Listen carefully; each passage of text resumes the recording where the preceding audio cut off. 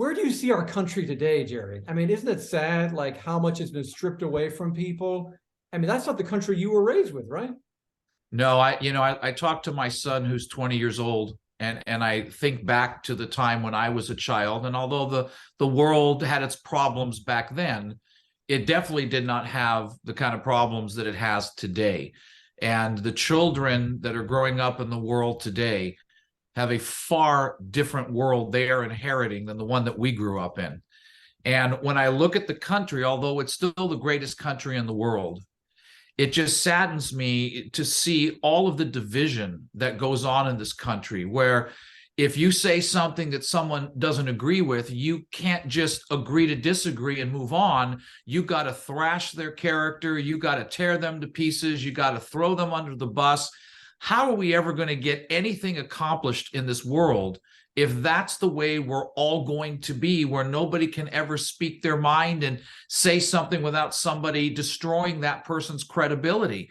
And, it's really sad to me when I see what happens to a country when you take God out of it. Our country was founded on Christian values and Christian principles. And when you take God out of school, you take prayer out of school, you take the Bible out of school, well, then you look at what's going on in the world and you have to ask yourself, well, what did you expect to happen when God is nowhere to be found? And that's a really sad state of affairs for our country to be in today, in this time, in this world. We need God in. We don't need God sitting on the sidelines.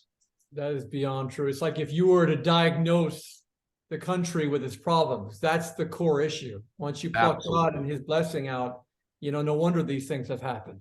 Well, I think what's perfect about what you just said, though, is with what you do for a living and how you bring a positive vision, you bring a solution. I tell people you can whine all you want about all the problems, all that's wrong. But if you don't have a solution, you're kind of being part of the problem.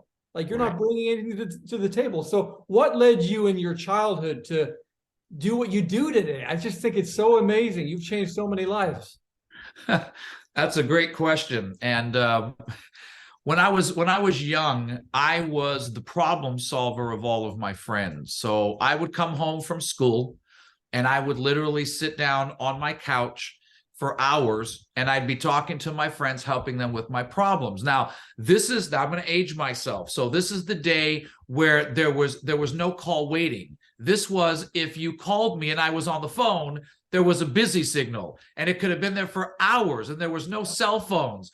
So my father would always come in and get upset at me and get mad. You just were at school. What are you doing? I said, well, I'm helping my friends. They've got problems. He says, you've got your own problems to deal with. Let them deal with their own. But I did not realize back then, 12, 13 years old, that was a gift that God placed in me that was being nurtured long before I knew that gift was going to be what I do in my lifetime. I also remember a time when I was a little kid, and my mom tells me the story that I was walking around the house. I must have been 2.5 years old, maybe 3 at the most. And I would walk around with a unused, the toilet paper roll, and I would be talking into the toilet paper roll, walking around the house. And I'd ask my mom, well, what exactly was I saying? And she said, I have no idea what you were saying, but it was certainly important to you. And so what do I do today? I walk around with microphones and I help and teach people how to improve their lives, which I had no idea God was preparing me for way back then, almost 40 years ago. That's amazing. I mean, talk about a visual. I didn't even know a little bit of that story, by the way. That's so cool that you I got to surprise you, buddy. Exactly right. This guy, he's got stories he'll throw in any time. Be ready for that. I mean, I think what's also amazing about your story, though, beyond you being an amazing business coach, is you haven't had it easy. You've had to go through some things to get to where you are today. So you want to share a little bit about that roller coaster story that's led you to where you are today? Yeah, sure. I don't believe anyone is a true success if they haven't gone through the mud first. We've all heard the sayings, You can't have a testimony until you've been through a test. You don't have a message until you've been through a mess. Those are not cliches. That's the reality of life, because I have never in my journey met any successful person that ever said to me, oh, man, I had the easiest life. I've never had any challenges, any setbacks, any obstacles. Everything just fell in my lap. Said nobody ever. So we all go through it. And for me, it was no different. I decided after I finished 2 years of junior college, I got an AA in business, and I just made the decision. College was just not for me. It wasn't my thing. And so I decided to get into business. I joined a network marketing company back in 1994. I was out there teaching people how to manage their finances while I was broke. I mean, you talk about a leap of faith and trusting God. Imagine a broke guy, 25 years old, living in a 300 square foot guest house, who's borrowing money to put gas in his car, coming to your home, sitting at your table, and teaching you how to manage your finances and get out of debt and retire wealthy. I mean, there was just something wrong with me back then, but I believed that I could do whatever I put my mind to. And I built a very successful business in the network marketing profession. And I met my son's mom through the business, and we got married, and we worked together, and we built this business together for almost 10 years. And my son was born in 2003. And unfortunately, his mom and I started having some challenges after my son was born. Not the challenges that most people think of in a marriage, but more so the animosity of, why are you not here helping me while I'm taking care of our son, while I'm working so you can stay home? And long story short, we went through 3 years of counseling and therapy, and ended up in June of 2006 amicably deciding that we were going to separate for 90 days, see if maybe that'll work. But during those 90 days, something really massive happened to me, and I went through a downward spiral. I ended up going into a mammoth state of depression. My son, who was 3 at the time, went from a 7-day-a-week, seeing him 7 days a week, to seeing him just on the weekends because his mom had him during the week. Went into a spiraling state of depression because of that. In September of 2006, we just amicably decided we were going to get divorced, and we just couldn't do this anymore. And I remember coming back to the office, and I sat down with my team, and I explained to them what was going on. There was about 8 leaders with me. And I asked them, could you, for the next 30 days, could you help me in the business? Could you take care of the calls? Can you do this? Can you do that? I got to get my son and I situated, and then I'll come back. And all of them, oh, Jerry, absolutely, we're there for you. You've always had our back. We'll have yours. Great. Found a place for Josh and I. 30 days later, I come back to find that every one of those leaders, 8 leaders that have been with me for 3 to 5 years, they all jumped ship. Some of them went to different companies. Some of them just quit. And just like that, my business that I spent 13 years, heart, soul, blood, sweat, tears, building, sank faster than Titanic did. And I ended up finding myself on November 22nd of 2006. I was on the floor of my apartment writing a letter to my son, trying to explain to him when he got older why his dad took his life. And that was a defining moment for me in my life. The motivator, the encourager, the person that everyone went to for help, now was on the floor of his apartment getting ready to end his own life. And Eric, I know that you're a man of faith, and so am I. And I believe that in that moment, I was living the Job experience, where God told the enemy, you can take all these things away from Job, but you cannot take his life. And the enemy robbed me of everything that I had, but God saved my life that day, because there was a greater purpose for me than that he had, that I didn't even know about. And that was a huge turning point for me. And I began to think to myself, what got me to this place? How could I be up here and I'm down here? And I began to realize that when things were going great, I was managing my mindset. I knew how to manage the fears, the doubts, the insecurities, the things that were coming against me. But when I was on that floor, my mindset had managed me. And I made a decision when God saved my life that the rest of my life, I was going to teach people the principles that I learned through this journey to show them how to manage their own mindset in business, in life, instead of always having their mindset manage them. And that began my next career in coaching and mentoring people. And I've been traveling around the world doing that ever since for the last 10 and a half years. Gosh, I mean, every time I hear your story, it hits me a different way. There's a lot of people, and you know this, Jerry, they kind of put down mental illness. They put down depression. They just kind of go, oh, just get over it. There's that old school mindset, just suck it up, buttercup kind of thing.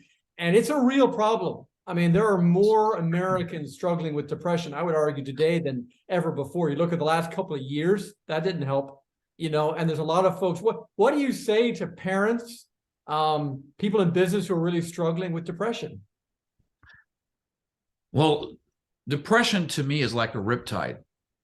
It'll grab hold of you and it won't let go. And I used to be that person. Unfortunately, if I have to be real with our audience, I used to think that way. Oh, suck it up, buttercup. Come on. Until I was there. Yeah. And then I realized, holy mackerel, this is more real than I thought. And so to parents out there that might be listening to this, or to business people that are dealing with people that have depression, or maybe they're depressed about things, listen, it is a real deal. Okay, it is a real deal. There is nothing wrong with going to get help, to going to seek counseling or therapy, to talk to somebody. The worst thing that you can do if you're dealing with depression is to be depressed alone. There is nothing worse than that. It will eat you up from the inside out. I was able to seek out friends and seek out people in my life to help me get through it. But I'm going to be honest with you, for me personally, and this is just my own story, so I get to share what I want because it's my story. What really helped me get out of depression was knowing how much God loved me, and that God loved me exactly as I was.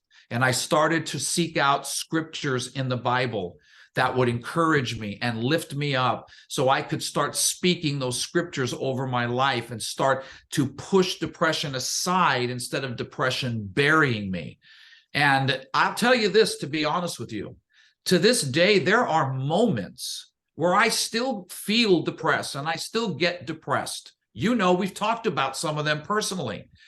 But what I've learned to do over the years is I've learned that I can manage the depression when I do the right things, instead of just allowing the depression to manage me. God's word, seeking out friends, getting help, not suffering in silence is the thing that helped me get back up on my feet and get moving again in the right direction. I think the way to sum up what you just said is Matthew 6:33. If we seek him for his righteousness, all other things, it's not some or a few, all other things will be added unto you. And you're moving that out in your business. I mean, I would argue that if you still didn't have a little bit of the fight, you wouldn't be as empathetic to people.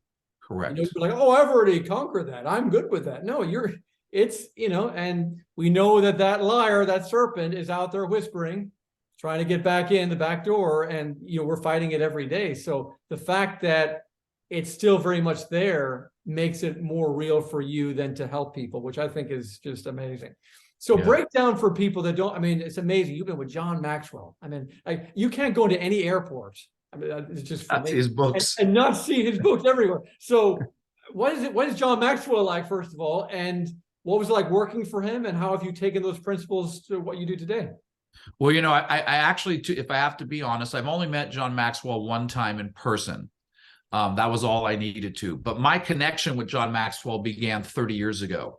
When I started my network marketing business, living in that 300 square foot guest house, I could not even lead myself out the front door of my house, yet alone fathom how am I going to lead other people. And so I went to my VP at the time and said, I need to learn how to lead. What do I do? And he said to me, well, there's 3 books that I want you to read. You need to read them in this order, and they're all by John Maxwell. Well, at the time, 30 years ago, I didn't even know who John Maxwell was, but today, if anyone knows him, he's the leading expert on leadership in the country. He's coming out with his 86th book next month on the 16 laws of communication, which is going to be amazing. But my VP said to me, I want you to read these books in order. 21 Irrefutable Laws of Leadership, which gives you the foundational aspects of leadership, developing the leader within you, and then developing the leader around you. And he says, that'll give you a foundation of what it takes to lead. So I devoured the books. Now, to me, the greatest leadership book ever written is the Bible. I get more leadership principles out of that. In fact, John Maxwell wrote a leadership Bible, taking the principles of Jesus and turning them into leadership lessons. But one of the best secular books I've ever read on the foundation of leadership is the 21 Irrefutable Laws of Leadership. And so those 3 books gave me this amazing foundation, and I started to then add more of his books and more of his teachings because it was impacting me. And in 2018, I had the opportunity to fly out to Florida to become a certified coach, speaker, and trainer with John Maxwell's organization, the Maxwell Leadership Team. And I thought, if I'm going to put my name to something, if I'm going to go out there and teach something, number one, it's got to be something I know, I've lived, and I believe in. It has to be with a leader who has the same principles and values as I do. And it's got to be something that I know the world needs today. And all 3 of those all those boxes were check marked. I got certified. I've been certified now for 5 years. And I have the privilege of having a plethora of trainings available through Maxwell's leadership, whether it's to have trainings for married couples on how to communicate, businesses, how to communicate, how to work better together as a team. It could be for youth. We have great youth programs on how to help youth learn to become leaders. Whatever it is, I now have the ability to go out and take many of the things that changed my life and be able to go out and help change other people's lives with the same kind of training. It's amazing. I mean, that is the word legacy. I keep saying that word recently in interviews, but legacy is what you're doing and what John has done and what Jerry Roisentul is doing today. So for people who don't fully understand, let's just say I'm a business owner and I'm in Alabama and I'm listening to this guy named Jerry and he's talking about this awesome stuff. Break down, what is it that you do on a day-to-day basis and how do you help business owners with your business? Wow, that's a loaded question because there's so many different ways to help businesses. It really depends on the business. So like, for instance, if there was a business person that had employees and wanted to see what I could offer them, I don't just offer them things. We sit and have a conversation. I want to know what your business is like. What are your challenges? What are your successes? How do you forecast your business? Where are the areas you need help with? I want to get an idea from that business owner where they're at and what they need, so that I can then put a proposal together based on what they need, not on what I want to come and share with them, that will have a dramatic impact on their business where they are right now. And you've helped businesses all over the world. Yeah, I mean, we do a lot of, like, for instance, we do DISC training. We teach people DISC is the 4 different personality types and how they work on communicating. We're able to go into companies and do a fun, interactive 2-hour DISC training, whether it's virtual or in person, where you get to find out what your employees' communication style is, how they communicate best with others, how you can communicate best with them. And it makes for a more cohesive business when you understand each other. Sure. We do that for couples. We have a couples versions. Well, we'll sit with husband and wives and do a DISC training for them so they can go, oh, so that's why I respond the way I do. Oh, that's why you act the way you do. It's amazing to see the light bulbs that go on in people's minds. And then I do lunch and learns, and we have all sorts of different programs that John has. We can go into a business, do a 45-minute lunch and learn, whether it's virtual or online. So there's so many different tools that he gives us. But my job is not to just go out and sell a bunch of things to people. Right. I don't believe in that. My job is, let me find out what your need is and let me see how I can best help fill that need. And if you agree and I agree that this could work, now we can get into a relationship together and start working and helping one another. That's amazing. Yeah, you're not a one-trick pony. Thank the Lord. No. You know, just thank goodness. Just get this DVD and everything will be figured out. No, because there's a lot of snake Absolutely. oil stuff out there, and it's sad because people really need real value, and you've been giving that. So Yeah. for someone, to hear, what would be like the most touching moment doing this business where you saw a real need being met and you were like, this is why I do this? It's kind of a unique need being met, but it was years ago when I was doing a summit. And this, you have those moments that just stick to you and you never forget them. Oh, yeah. And I had this lady come up to me during the break, and she was sobbing uncontrollably, not even crying, sobbing, heaving. And she said, I really need to talk to you. Do you have a minute? And I said, sure. So it was on a lunch break. So I sat with her. And after she composed herself, she said to me, I've been going through a really difficult time in my life.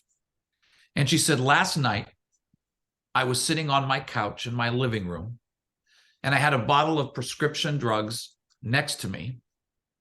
And I was trying to talk myself out of taking the bottle because, just like you, I wanted to end my life. She said, but there's something in my spirit that told me I needed to get here to this event today. I did not know why. I've never heard of you before. I don't know exactly what you teach, but something said I needed to get here. And after hearing your story of what God brought you through and where God has you now, you have just given me the confidence and belief that I can still make a difference in my life. And she said, I will never, ever be able to say thank you enough. And so after we talked, I reached out to her. I gave her a name of a friend who she went out to go see, because I said, it's important you get to see somebody and talk to them. So I referred her to somebody. She went to see them. She got in touch with me about a year later. She had started her own business. She was having success. She got remarried. She was pregnant with her second child. She had one from a previous marriage. And it was just so amazing to see this metamorphosis in this woman. And at the end of that conversation, after she was sharing with me what she was going through, she said to me, if you ever doubted that God brought you through what you went through so that you can help change other people's lives, don't ever forget me, my name, and where we met, and you will always remember your life was worth something as well. And I'll never forget that, as long as I live. I mean, that if that's not the biggest need being met, I don't know what is. Right? When you give people hope. Yeah. I look back when I first went through this experience and said, man, I wish I didn't have to go through it. But now I'm glad I did, because I wouldn't be the man I am today, the business leader I am today. I wouldn't have the compassion and empathy for other people that I do today. And I wouldn't have a message to teach today had I not gone through that experience first. And so I just want to encourage everyone that's listening. We all go through struggles. We all go through challenges, setbacks. Sometimes they're little, sometimes they're massive. I'm going through enormous challenges in my life right now. Eric knows about them, not going to get into them, but he knows mammoth challenges. But here's the thing I want you to remember. It's in your struggles that you will find your strength. And so when you're going through struggles and challenges, it makes no sense. You don't understand why. Always remind yourself, the struggles I'm in today are going to be the stories I'm going to teach tomorrow. Oh boy. And if you can remember that there's a purpose for the struggle, God doesn't waste or hurt. He always uses it for his good. If you can remember that the struggles I'm in today are going to be the stories I will teach tomorrow, you will realize that your story is being created in the midst of your struggles. Don't give up. Keep pushing through. If you're not inspired by that, I don't know what's going to inspire you. I mean, Jerry, this is what you do on a day-to-day basis. Yeah. I've seen you at conferences. I've seen you on many Zoom calls, and the lives you've touched are just, you just can't count them. You just can't. And that's what makes it so amazing, is these are real people that you're helping on a daily level. And let me ask you this, how can people get in touch with you? How can they check out the amazing work you've done online? Well, what they can do is they can go to my website, which is championmentorship.com, championmentorship.com. While you're there, there's a tab that says resources. If you click that tab, you will be able to download for free, it's my gift to everybody, a 25-minute video training that I did on how to kick your limiting beliefs to the curb. Because every one of us deal with limiting beliefs, things that stop us from being all we can be. Many of the times it comes from our past. So if you go to my website and click resources, you can actually sign up for free and download that training video, which actually gives you an 8-step process on exactly what I've done to help kick many of my own limiting beliefs to the curb. So I want to offer that to all of your guests to go do that. And then on the website, you'll see a little bit about who I am and what I do. There'll be a section for the coaching that I offer so they can get some information. And then there's a contact form. And if they like to contact me, they can email me. My direct email is jerry@championmentorship.com. And I will get back to them. And I'd love to have the opportunity to just be of service and of value to anyone that thinks that I might be able to bring that kind of value to them and their business. Amen. Well, I can personally vouch for you that you've helped me in my career, in my business. So if you're watching this and you're wondering, is this somebody? Yes. Yes, it is somebody you need to reach out to and watch what he's done and get to know him. Final question for you, Jerry. And thanks for taking all this time, by the way. What does business, I've told you about Businesses for Liberty for a while now, a couple of years, and you've seen some of the stuff I've done. Why do you believe in Businesses for Liberty, and why did you join our movement? Well, that's an easy one. First of all, I love and appreciate you and what you do and what you stand for and what you believe in. And I loved Businesses for Liberty, businesses that haven't forgot the foundation of what our country was built upon. I mean, there's plenty of people and businesses and organizations around the world that seem to have forgot that.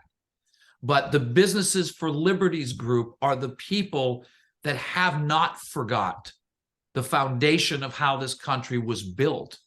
And personally speaking, I love to do business with people and support businesses with people who think the way I think, believe the way I believe, have the values that I have, because it's so much easier to work with those kind of people than work with somebody who's completely, now that doesn't mean that those people don't have good businesses. I'm just saying I personally like to work with businesses just like me, because we have a bottom line belief system that a business relationship stems from.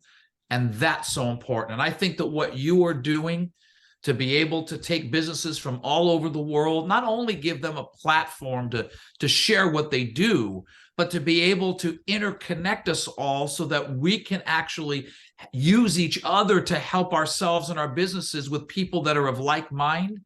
That is so powerful and exactly what this world needs today. So you keep up the great work, my friend, because you're not just sitting back going, oh, look at the world, what are we going to do? No, you're actually doing something about it. And I respect that and love that about you, my friend. And that's why this group is taking off, because it's what people have needed. They just needed someone to step up and say, let's do it. And that's you, my friend. Oh, wow. Wow. Well, that I need to record just that part. Thank you, Jared, for that's beyond encouraging. Thank you for saying all of that. We've been friends for years. And I'll tell you, folks, I mean, really, Jerry has been such a boon to my mom, to me. You know, we'd also do nutritional business as well. And it's just so awesome to have this friendship. You know, we've had some pretty amazing moments together. And I'm just so thankful for you as a friend beyond being an awesome business coach, you know. So in closing, I'll just say this.